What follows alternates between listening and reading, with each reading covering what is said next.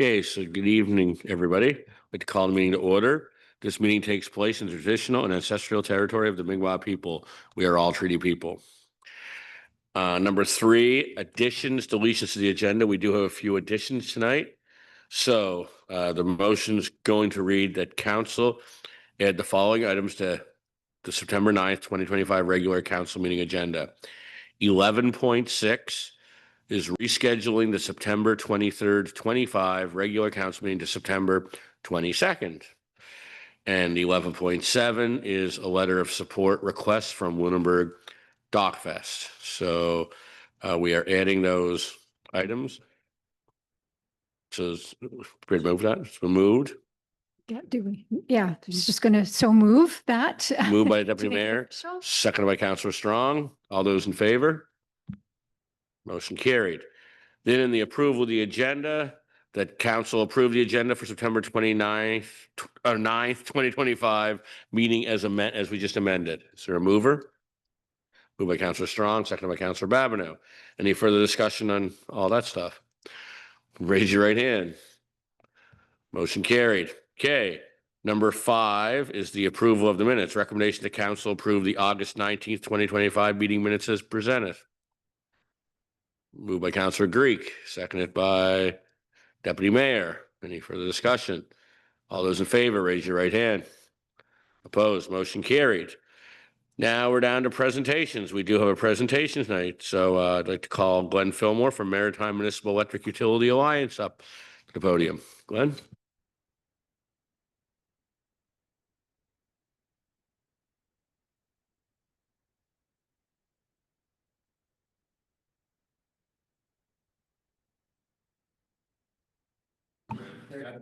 Are we good? All right. All right. So really appreciate the opportunity to come to the beautiful town of Lunenburg. Really admire the boats out in the bay. My name is Glenn Fillmore. My day job, actually, I'm Vice President of Strategic Growth and Transformation at St. John Energy. I'm also the chair of the Maritime Municipal Electric Utility Alliance, which is what I'm here to talk to you about. A little bit about me. I'm 4 years old at St. John Energy. I'm 4 years old in energy as well. My responsibilities at St. John Energy, I would be support the teams responsible for IT and smart grid, cybersecurity, the engineering of our grid, electrification, which is all the products and services behind the meter, and digital transformation of our organization as well. And prior to St. John Energy, I ran IT operations for a large manufacturing organization, spent 20 years in telecom. So I've lived through lots of technology disruption, and all of those things are happening in energy right now. How do we control the slides? Oh, next slide, please.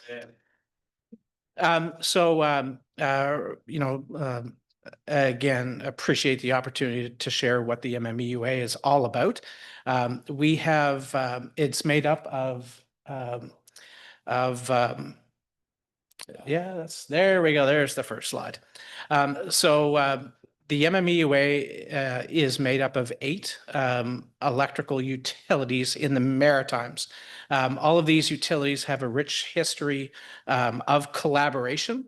And I would say the collaboration up until about a year and a half ago was very, circumstantial. It was more ad hoc. I kind of led the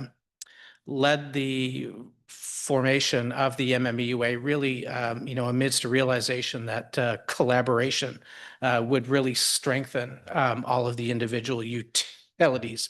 And, looking at the challenges and a lot of the transition that's happening in the energy sector right now,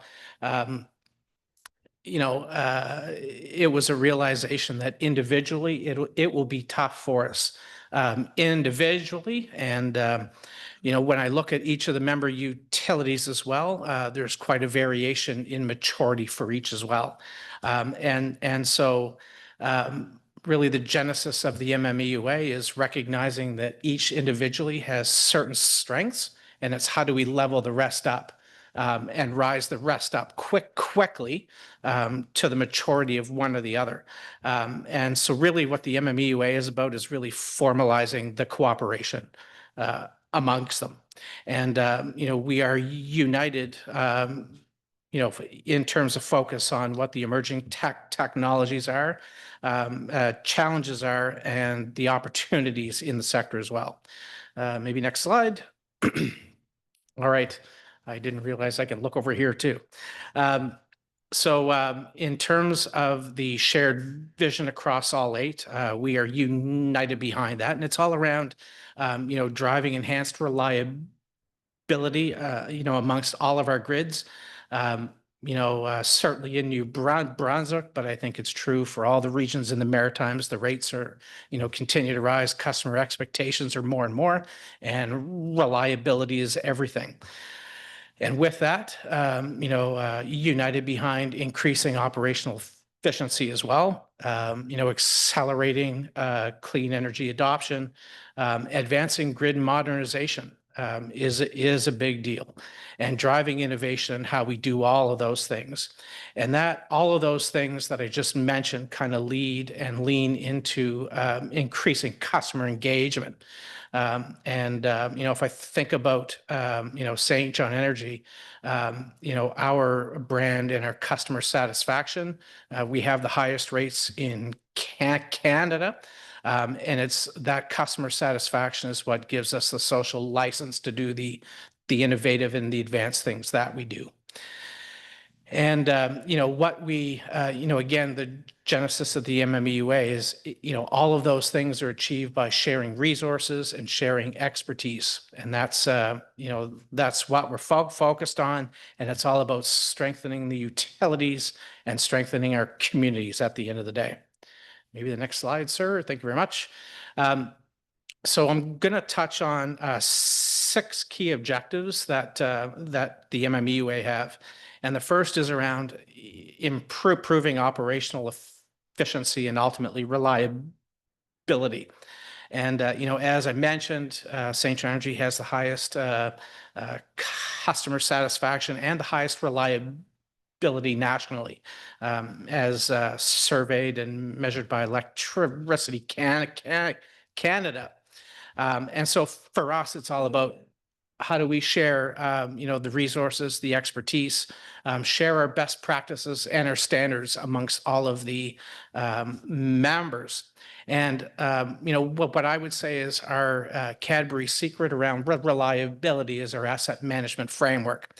And that's around how we, assess the grid and, make sure that we're strategically investing so that we're not over-investing and spending too much, and we're not under-investing to the point that it impacts reliability. And so for us, it's all about sharing all of that. And as well, it's about sharing the advancements in smart grid as well. Driving transformation through collaboration and innovation. Again, that's, about those, advanced technologies and smart grid, which drive, operational efficiency, increased reliability, grid modernization projects. Again, it's about making sure that you strategically invest, you don't overinvest, you don't underinvest, but also those modernization projects that allow you to scale and grow. And also on the customer demand side, and, understanding, what your customer expectations are, how they use energy, and how we can better manage our cost structures as well. And on the innovative front, I'll tease a little bit about something I'll speak to a little later, but is innovations with Kraken as an example. And on the advanced renewable energy, it's about supporting more renewable energy projects that help green the grid, but also improve on the cost structures as well. And, about improving the integration and operation of renewables such as wind and solar and battery storage. And again, across us 8, it's to ensure that climate action is a shared priority amongst us all. Maybe the next slide, please, sir. Thank you. So unlocking savings. And that's really around exploring joint procurement activities and opportunities as well, something that we're very active on. Maybe to jump a bit, we make sure that everything that we do has a positive business case. And if it does not, we will not proceed. I personally led 2 contract negotiations at St. John Energy. I made sure that the MMEUA was written in those contracts. So, they're massive undertakings that, any of the individual utilities probably wouldn't be able to, do on their own. But because we've negotiated the contract, we're building the technologies out, we're going to be able to extend those offerings to all of the MMEUA members. Respecting independence, that is all about collaboration, not consolidation. It's about respecting your franchise territories, but it's about how we propel, each of the utilities, both from an electrical side, electrical distribution side, but potentially also products and services. How do we share all of that? And then strengthening relationship with customers. For us, customer is number one in our organization. Everybody is in service to the organization right from the top down. And that's all about openness, transparency, and open communication as well.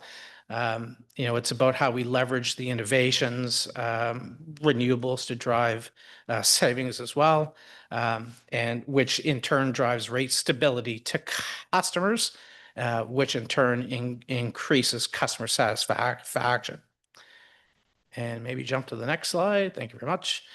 So why it matters to the town of Lunenburg. Keeping local ownership. I can see the pride even in my short time here, and I've been through the town a couple of times as well. It's about having pride in your community and pride in the customers that you are all here to serve. It's about ensuring that the utilities remain community driven. And it's ensuring that the utilities are responsive to customers' needs and expectations. And, you'll hear me, a theme will be, it's about sharing the strengths and leveling up all of us on customer service and customer experience. Collaboration on funding. Again, share the strengths and leveling up on the technology and innovation. And I'll give some examples of that as we talk to some of the wins that we've had thus far. Again, it's about supporting, the addition of renewables and smarter grids, and how do we openly share and all of that. Strengthening reliability. I mentioned it's about leveling up on the best practices, asset management, that's our Cadbury secret, and leveling up on grid resiliency initiatives and projects about how we maintain that stability. And on the deliver savings and clean energy, again, share the strengths and leveling up on the business models for how renewables are expanded. And how we integrate more renewables onto the grids. And maybe we can jump to the next slide. So, excuse me. So collaboration drives results, and really excited to share some of the successes that we've had thus far and some of the initiatives that are well underway. I can't remember when now. It's probably about a year ago.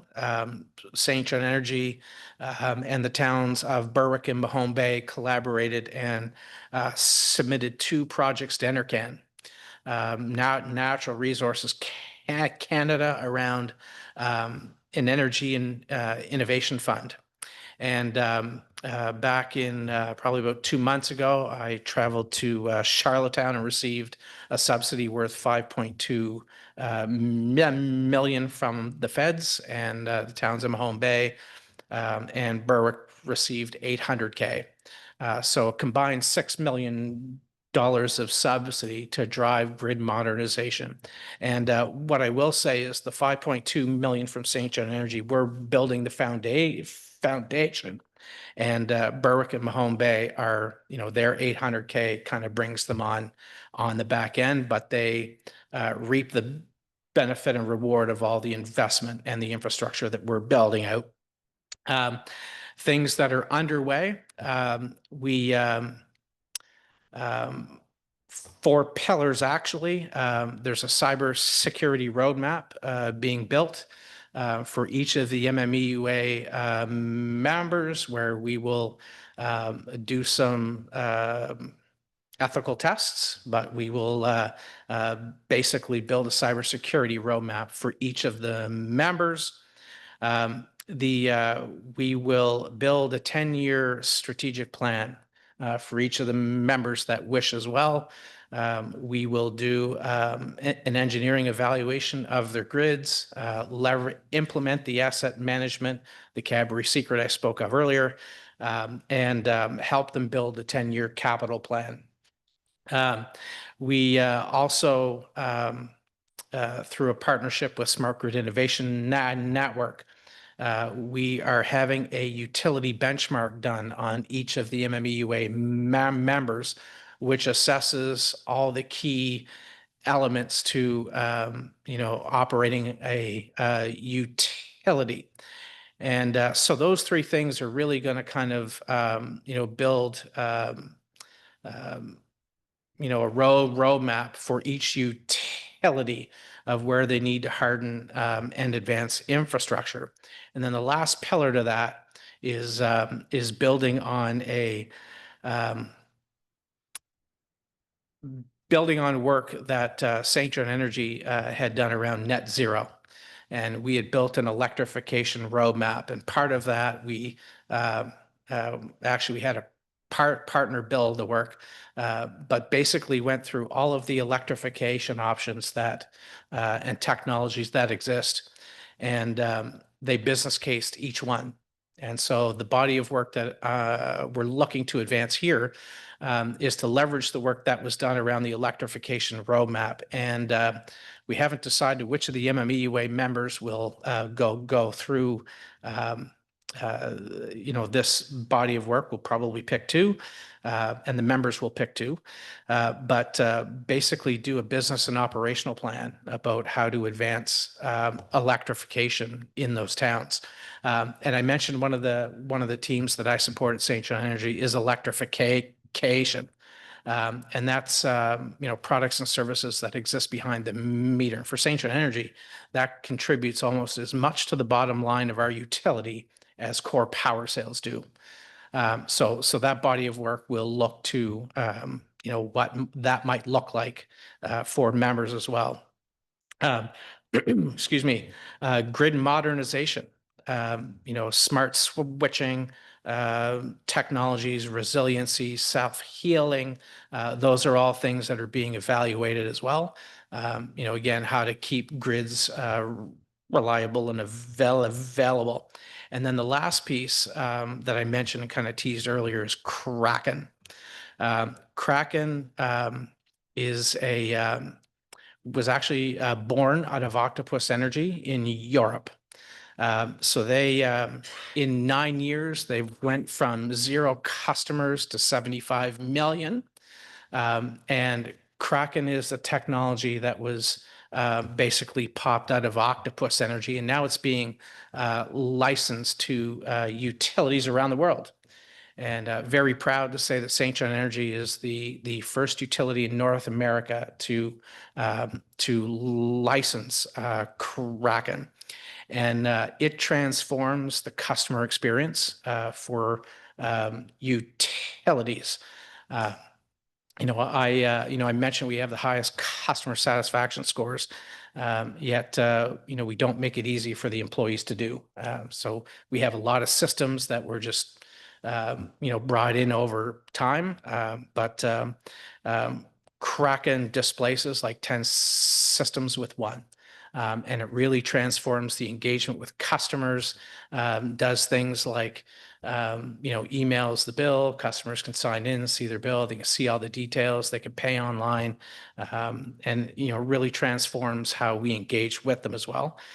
So really excited about that. And, again, that's one of those things that from an MMUA perspective, we've made sure is available for members that want. So I think that wraps it up for me, sir. So again, grateful for the opportunity to come speak to you tonight and appreciate your interest in the MMUA and happy to engage if there's any questions. Thank you very much, Glenn. Does any councilor have any questions?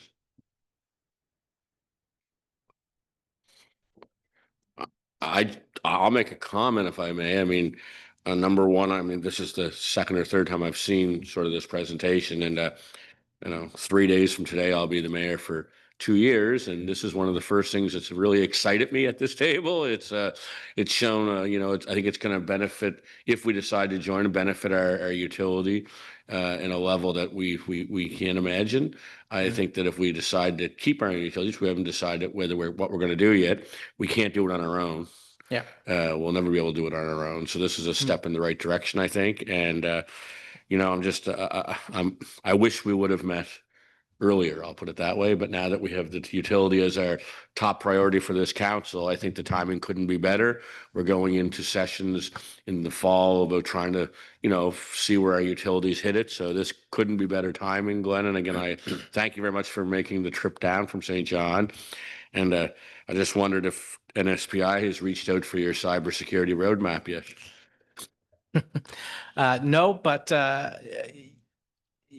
since joining St. John Energy, I've really kind of attuned our board to it's not if, it's when. And we've made a lot of change within our organization. In fact, I was sharing an example where probably before I joined, we would have been fallen hard quite easily. But we did actually have an attempt a couple of weeks ago, and all the controls did what they were supposed to, and all is good. But yeah. Thank you. Anybody have any questions?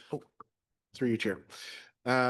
Question for you, Glenn. Actually, it's two-parters. One, with this organization, is there a cost associated with municipalities to join, or is it more of a partnership where we leverage each other's strengths to better ourselves with the investments we want to make? And two, if we wanted to opt out of the MOU and agreement and partnership, what's the repercussion of that, and how does that affect our organizations? Thank you. Yeah, actually, if the question wasn't asked, I was gonna prompt it anyway. The MOU has, there's nothing binding in it whatsoever. It's a document that is really has the spirit of collaboration, openness, transparency, engagement, and it touches on every aspect that's required to run a utility. There's nothing financial to it whatsoever. We are coming up on potentially some investment, and there is a model to distribute the cash, the funds required based on basically customers of each. So it's a very fair model, but so far we've been at it about 1.5 years in this formal way, and nobody spent a dime. And there's no financial obligations to enter in. There's no financial obligations to opt out. It's merely a choice. And I would say it's coming from telecom as an example where they basically fight amongst themselves. It's great to see, the degree of engagement, the degree of openness and transparency that each of the MMUA members have. And I would say that the only financials that have been spent are the utilities that host. So I bought a couple of dinners, and that's about the extent of it. But So there's no cost in or out. And again, there's nothing binding to the MOU. It's really just, signing up to, come, we meet times a year, and it's just a commitment to be open and transparent, and so proud that that's exactly, what we've seen thus far. Thank you. Anyone else? Deputy Mayor? Just really, again, I don't know that I have a question. There's lots there, but what I see is lots of opportunity, and the idea of cooperating and working collaboratively with other like minded and like organizations is an exciting opportunity that I don't think we have had previous to this. So what you're bringing to us is a wonderful, exciting opportunity. Thanks. Thank you. If no other questions? Nothing else. Again, thank you very much, Glenn. All You right. can head back to St. John. Safe journeys. All right. Thank you. Thanks. So next on the agenda is 7 public input questions. There's nobody signed. Nobody has signed up, so we're all good to go on. I'd just like to add one thing. I'll go here for 2 seconds then, because I didn't do it at the beginning. Sitting in front of me is a really heavy appreciation tombstone we got from the Fishers Monument, from Demo's Monument. Donate these to the Fishers Reunion, to all the platinum sponsors. So the town of Lunenburg was a platinum sponsor. So I accept this on behalf of the town on Sunday, and there was 5 of us there from the team, and it was a very good turnout, and we've had a lot of good feedback from it. So it's a history of the community, that the history of the fisheries is what's built this community. So people should always remember that when they're, walking around town, or when this day comes up every year. Should really make an effort to be there, because it is really the history that drove our community to what it is now. So again, I'm going to pass this to Paul, but I'll use 2 hands because it's heavy. And we'll put this at the lobby downstairs where you come in to pay your light bill, of all things. So again, I forgot that at the beginning, so I thought I'd get that out of the way. So on 8, there's no correspondence. There's no public hearings today. No business arising and unfinished business. So we move right into 11. So 11.1, Tyson, potable water and wastewater quality test results. Thank you, Your Worship. Good evening, Council. So to start with this evening, I have the potable water quality test results from the first quarter of 2025. So starting with the water quality, along with our approval for operation, we have our approval to withdraw water, both issued by Nova Scotia Environment and Climate Change. So the water quality measures for various impurities. So for the quarter from January to March 2025, all our weekly, monthly and quarterly testing and our in-house daily testing complied with the approval requirements. So you can see in the table, it's towards the bottom of the second page, we had no exceeded approval limits for any of those items. In terms of our raw and treated water flows, we have the defined limits within our approvals. So the average rate of withdrawal is 3,600,000 litres per day, and that's averaged over 30 days. And then we have the 5,114,000 litres per day as a 3-day average.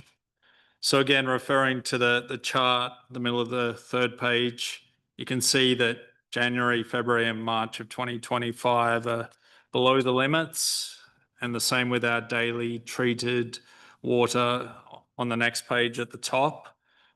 This would be typical for these winter months when we have less consumption. So all is expected there. In terms of our water mains and breaks for that quarter, we had one instance in mid-January, where we identified a leak and excavated, and the leak ended up impacting the main as well once the ground pressure around it was released. So Public Works crew performed the repair that was required there. In terms of complaints, there was nothing recorded. So all in all, a pretty good quarter. But if there are any questions, I can certainly respond. Are there any questions for Tyson? I think Kate, you can move on there to the next one.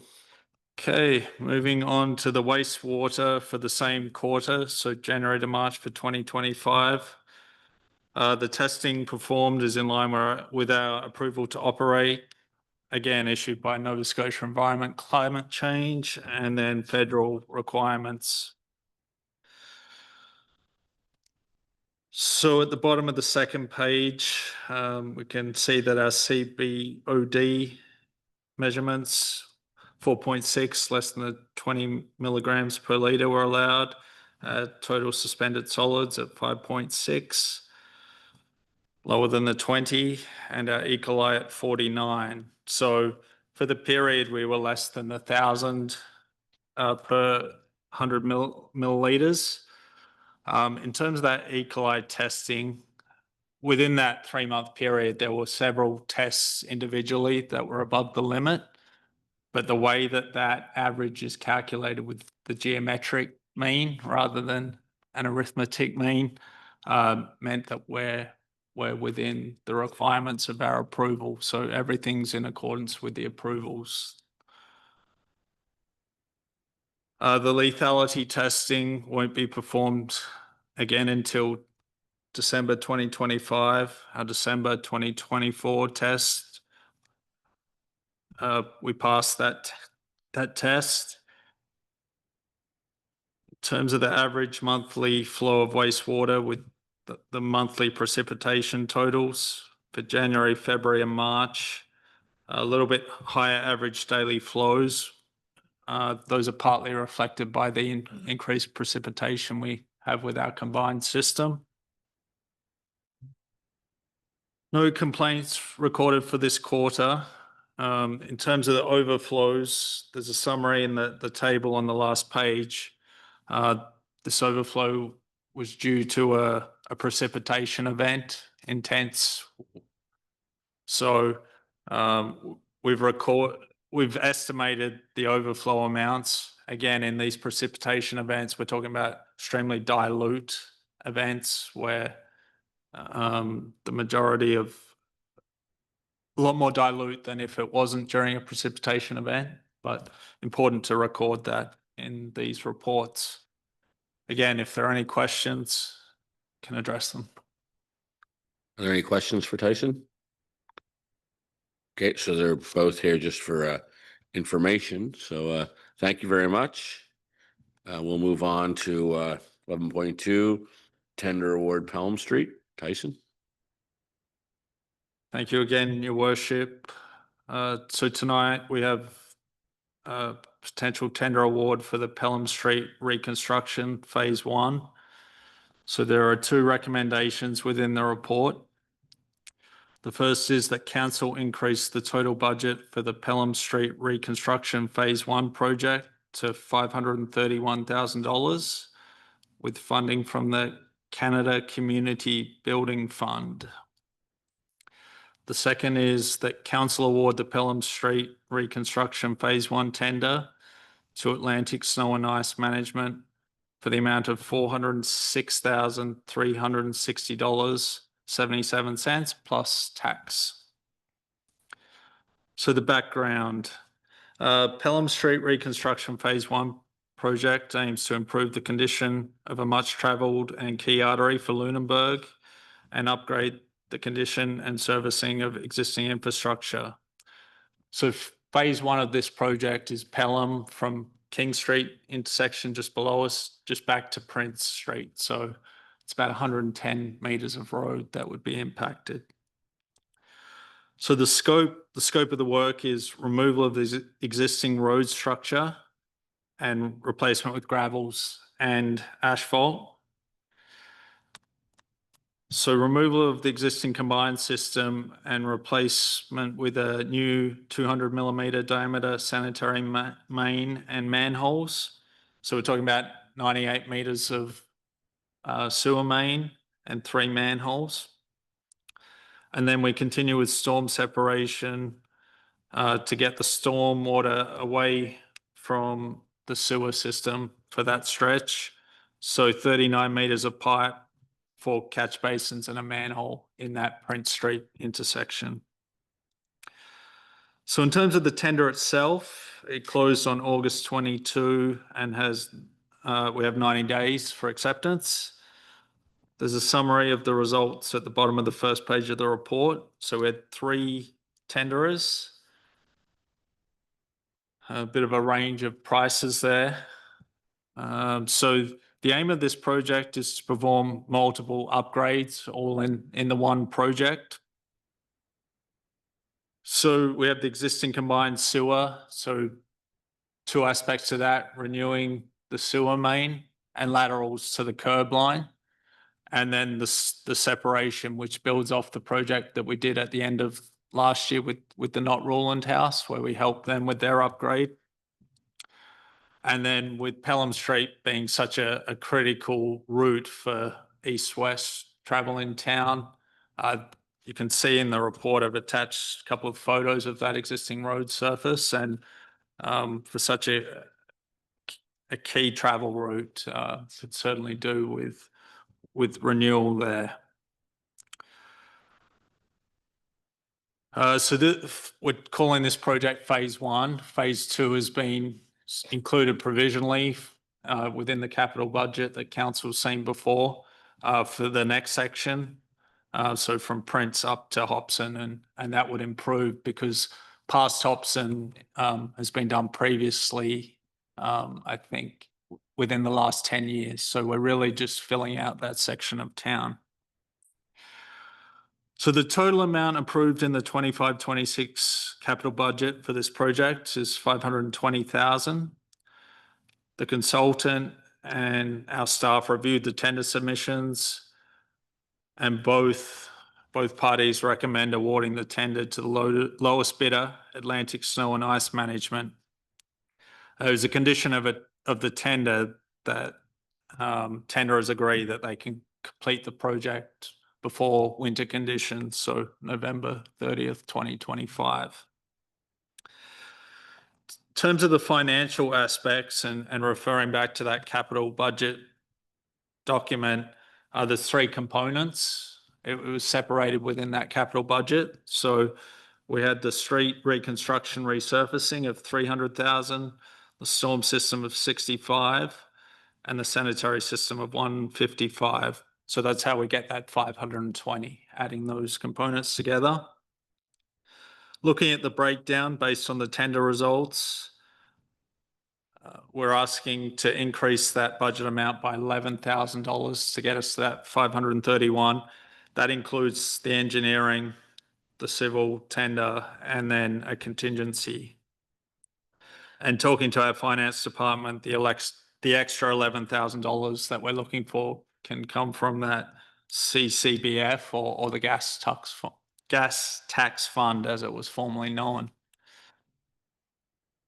Staff did apply to the Provincial Capital Assistance Program for some assistance on this project, but we were unsuccessful in receiving their support, unfortunately. That concludes the report, but if there are questions, I can respond. Thank you. Any questions for Tyson? I think the highlight here is the last part when you said the $11,000. It looks like we're asking for 531,000, but we've already pre-approved 520. So we're basically just asking for an extra 11,000. So people shouldn't panic over this. And that's one of the closer quotes we've had in quite some time as well. So very impressive. So Councillor Babineau? Actually, I was just going to make a comment, which is I think that's the smallest increase you've ever asked for, Tyson, since I've been here. So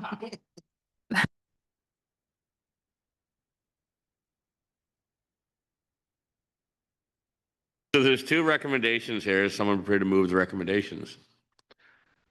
Councillor Greek. I move that council increase the total budget for the Pelham Street Reconstruction Phase 1 project to $531,000, including net HST, with funding from the Canada Community Building Fund, CCBF. Moved. Is there a seconder? Seconded by Councillor Fullerton. Any discussion on the motion? All those in favor, raise your right hand. Opposed, motion carried. Recommendation number 2. I move that council award the Pelham Street Reconstruction Phase 1 tender to Atlantic Snow and Ice Management for the amount of $406,360.77 plus HST. Moved. Is there a seconder? Seconded by Councillor Fullerton. Any further question? All those in favor, raise your right hand. Motion carried, unanimous. Thank you very much, Tyson. Okay, so now we have the HCB bylaw exemption request, Central United Church roof repairs and spire removal. Laura? Thank you. Good evening. So on July 27th of this year, staff received an application to remove the turret or cupola at the southern peak of the gable roof at the Central United Church. The structure of the turret connection to the roof is currently deteriorating and causing water infiltration to the interior of the church just above the Cassavant organ.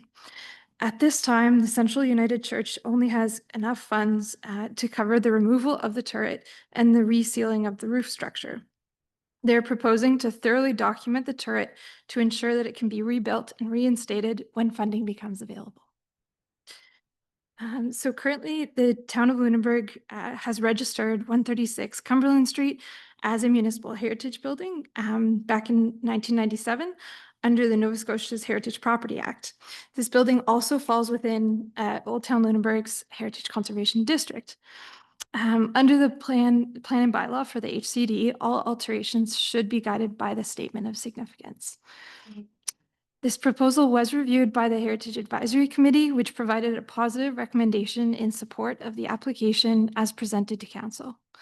Key points from the committee's discussion included the importance of ensuring the overall protection of the preservation of the building. The committee emphasized the need for periodic reporting from the Central United Church to support transparency and accountability. Members also noted similar requests may become more common in the future due to dwindling congregation sizes. And then finally, the value of comprehensive documentation was stressed by our members of Heritage Advisory Committee, given the high level of craftsmanship present in the original construction. Thank you. Thank you. Are there any questions for Laura?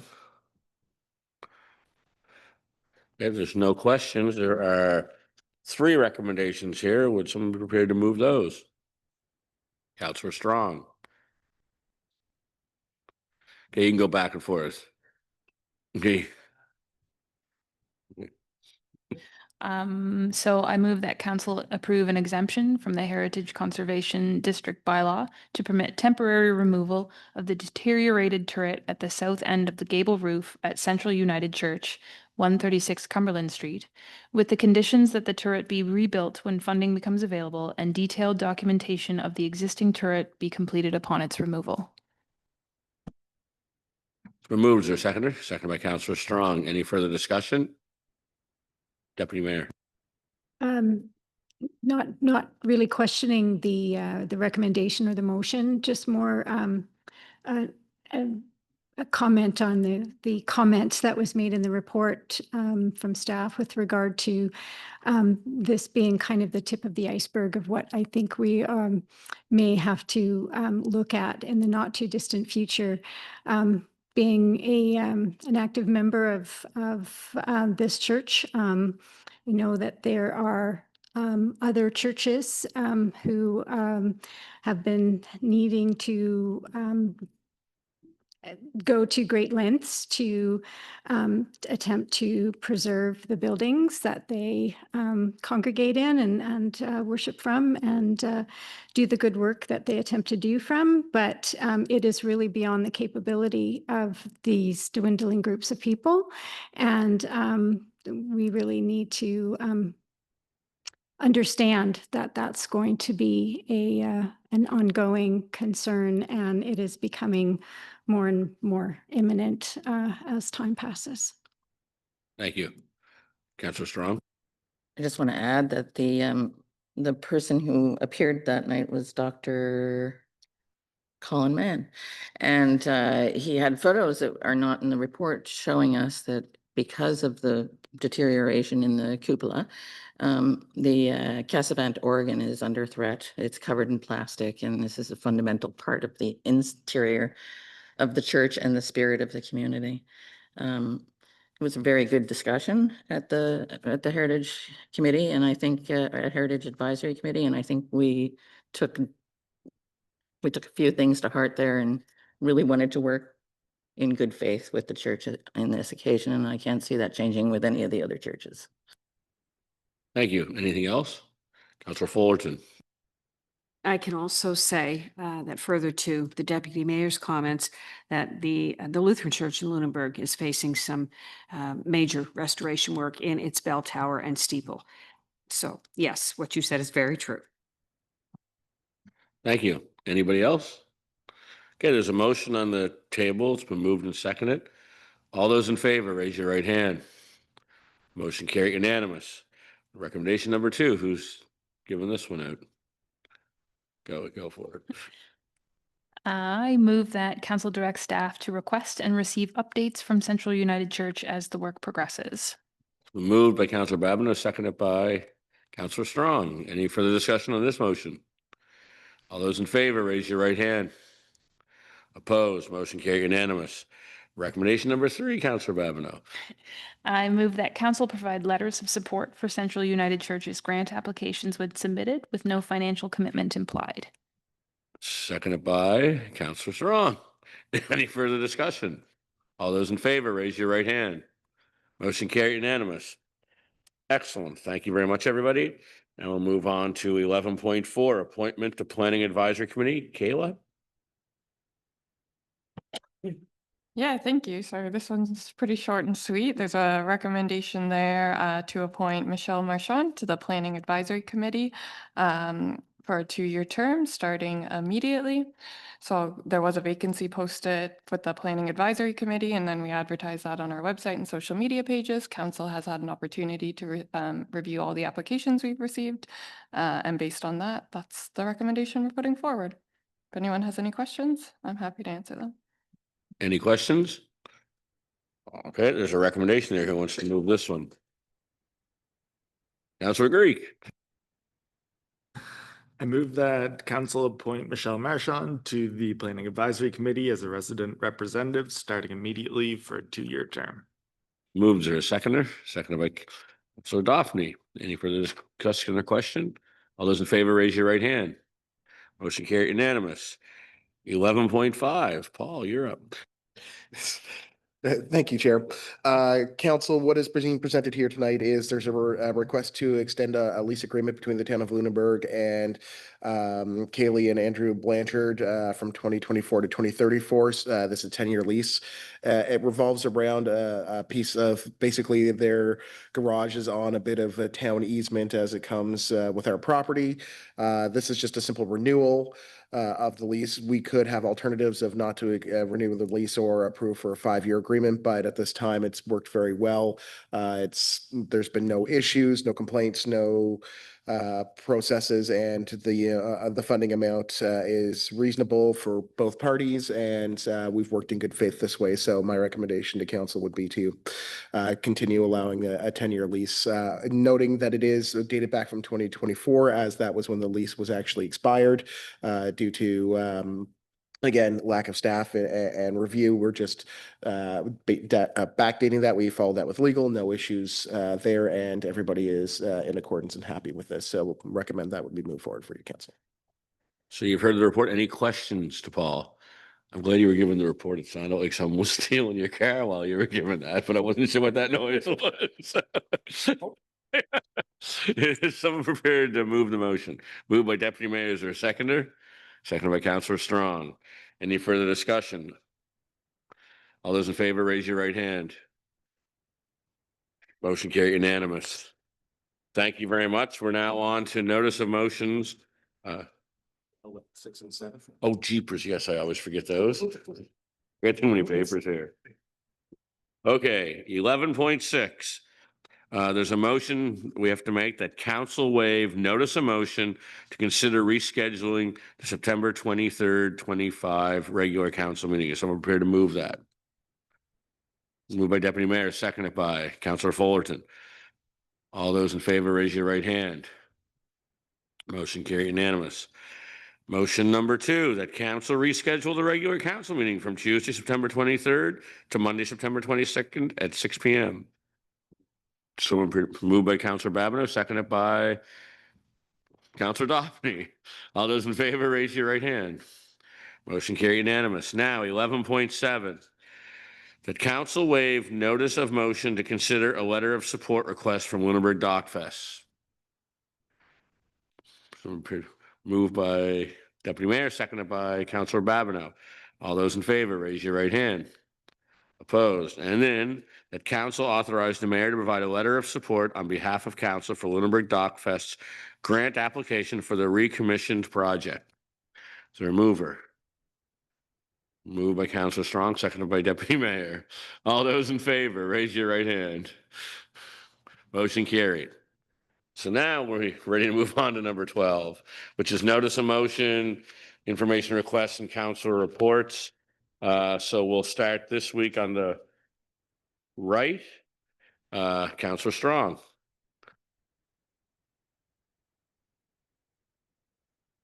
Everybody else has a long report, I'm sure, but I just want to remind everybody that this weekend, the Heritage House Tour is on Saturday, September 13th, 2025. And there are 6 heritage homes, 5 places of worship, 5 nautical businesses, 4 iconic gathering places, and 3 national historic sites for the cost of $30. You can get your tickets down at Knott Ruland House. I got mine today. And on the day of the event, I believe you can get them at the Academy in Knott Ruland House. That's it. I also attended the Lunenburg Fishers Memorial Service, and I find every year there is something that I can learn about the town of Lunenburg that I didn't know before. And this one was lived up to those expectations because I had 4 things that I hadn't known before. That's it for me. Councillor Daphne. We've discussed numerous times the speed at which people travel within the town limits. My coworker Lori and I were working on the upper end of Dufferin today. And just because the speed limit is 50 kilometers per hour does not mean you lock her in at 50. We lost count of the number of cars who, had there been a child or an animal to dart out, would never have stopped. Lori actually, and if you know Lori, she actually leaned out into the road, screamed at one car to get them to slow down. They didn't, but anyways. And it was tourists and locals. Yes, I did know some that went by. Terry Fox Run is this Sunday, 12 noon for registration at the community center. The run starts and finishes at the community center. The mayor, the deputy mayor, Councillor Strawn, and I are participating along with various family members. However, there's absolutely at no time any running happening with this one. The mayor can outrun me, so he can have his way. It'll be a leisurely walk for a worthwhile cause. If you're able, join in with us. And finally, I want to take this time to recognize the passing of Captain Fred Bennett. Fred was the dad of my classmate and lifelong friend Angela Bennett. 52 years on the sea, and he was one of the fortunate ones to always come home. His obituary says he was truly one of a kind, and that is so true. My condolences to the Bennett family. Thank you. Deputy Mayor. I just wanted to make mention of an ongoing issue that we're working through as a council, and that both Kayla and Paul, our CAO, and I attended yesterday a meeting with regard to governance of our REMO, our Regional Emergency Management Organization, and it's very vital what we collectively do, and we are just trying to iron out how that works amongst the 5 units involved in this group. So very interesting discussion, and pleased to report that there was positive movement and agreement on a new draft agreement is forthcoming, which you will all have a chance to see. So happy to be there to represent the town of Lunenburg at that event, at that important meeting. And also the other events that my colleagues have mentioned, and also want to mention also the privilege I had of attending 2 other events over the weekend. The ONAM event on Friday at our community center with members of our Indian community who are from the state of Kerala, who particularly celebrate that special occasion as an opportunity to give Thanksgiving and to give a nod to unity and to knowledge. And it was very inspiring to be a part of all of that, and the energy and the sense of community that they brought to that event was really very heartwarming and lovely to see. And also was able to get together with a group of former students of our Lunenburg High School who were celebrating their 50th reunion. And I joked, not many of them knew me, but ironically, they were the high school students when I was a young junior high student. So they were the folks I looked up to. So I recognized pretty much every one of them. And so we had a really good time. And it was wonderful to bring greetings on behalf of the town to that gathering. Thank you. Councillor Fullerton. Thank you. Just a very brief report on my end from Lunenburg County Accessibility Advisory Committee meeting that I attended this past week. And it was the first meeting that was held since May of 2025. And just some housekeeping matters from that committee. There was a new chairperson elected. The lady's name is Laura Church, and she is the executive director of the Nova Scotia Residential Agencies Association. That is her affiliation. And she has sat on that committee for several months.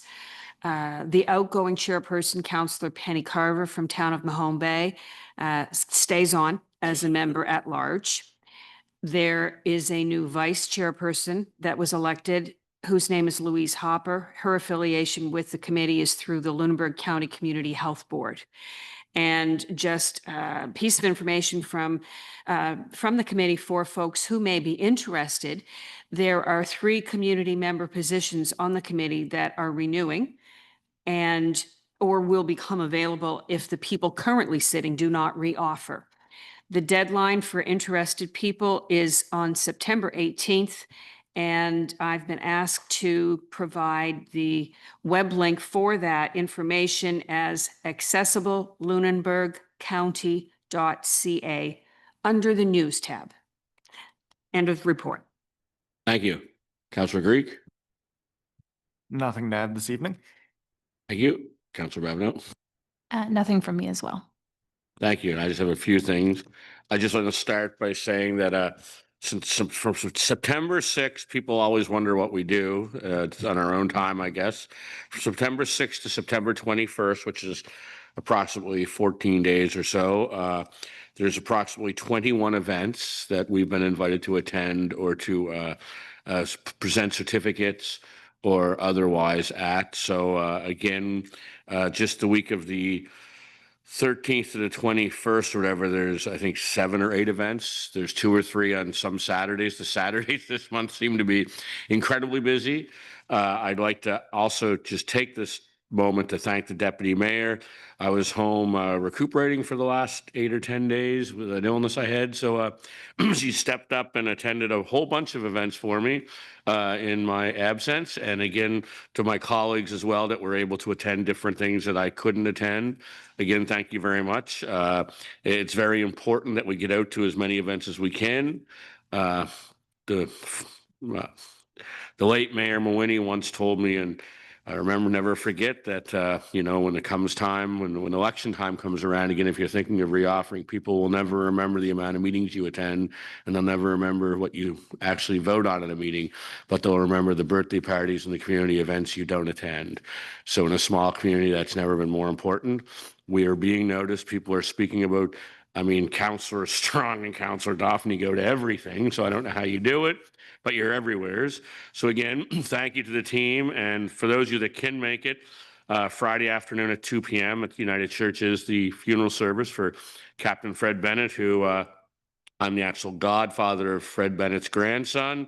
So Fred was like a second dad to me growing up. We lived right next door. David, his son, who manages the Salt Shaker Deli, and I are grown up from primary, or actually from one up. We lived next door to each other.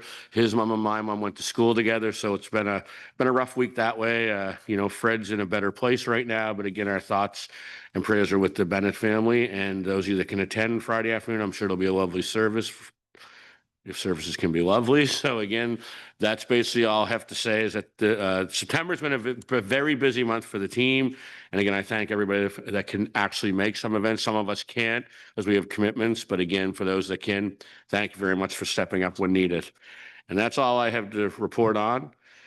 So if there's nothing else at this time, there's no items for consideration in committee of the whole, and there's motion action list will be updated on September 23rd. So a motion to move into closed session is in order. So moved by Councillor Fullerton, a seconder by Deputy Mayor. Thank you very much, everybody. Have a great evening. Enjoy the nice weather.